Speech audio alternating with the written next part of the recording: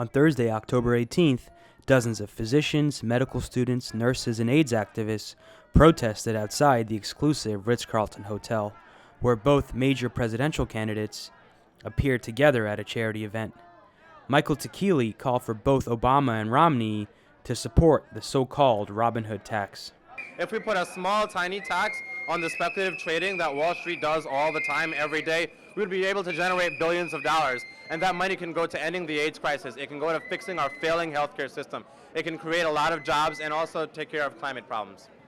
Also taking part were activists with Physicians for a National Health Program and medical students like Lucia Lang. I think it's absolutely ridiculous that we are the only developed country in the world that spends so much on healthcare but does not have a universal healthcare system, that we have 49 million people uninsured right now, and if we get rid of Medicare, there will be an additional 49 million people uninsured, and I just think that's ridiculous and unacceptable.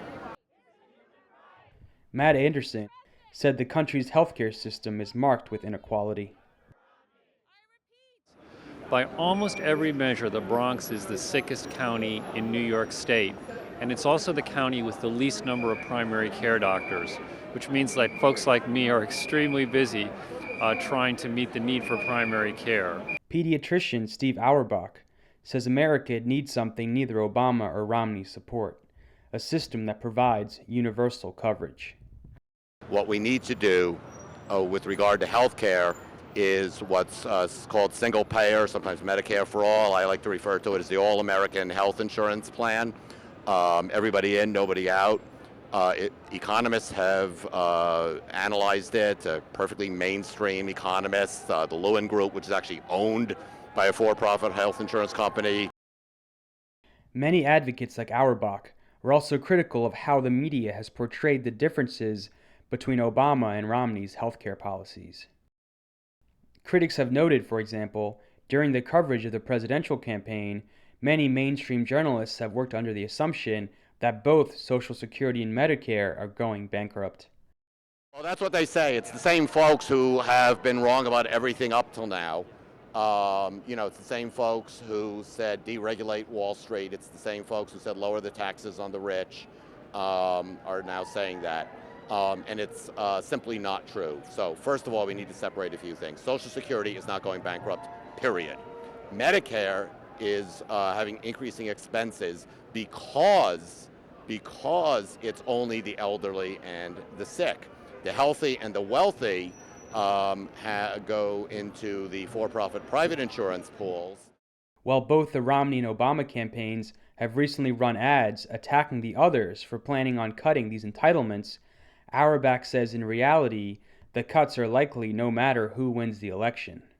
After the election, regardless of the outcome, the so-called fiscal cliff, which is completely ginned up, is going to be used as an excuse by Republicans and Democrats to cut a compromise that's going to result in potentially cutting Social Security, cutting Medicare, cutting Medicaid, voucherizing and privatizing. It's a mistake. It's the wrong way to go. Many at the protest said they support Obama in order to prevent a Romney victory. But another medical doctor who was not present at the protest but is also harshly critical of the healthcare policies Obama and Romney support is Green Party presidential candidate Dr. Jill Stein. Stein, who was arrested and detained for 8 hours for attempting to participate in the last presidential debate that took place in Hofstra University, says the core problems with healthcare will not be addressed unless a third-party candidate is elected. Absolutely.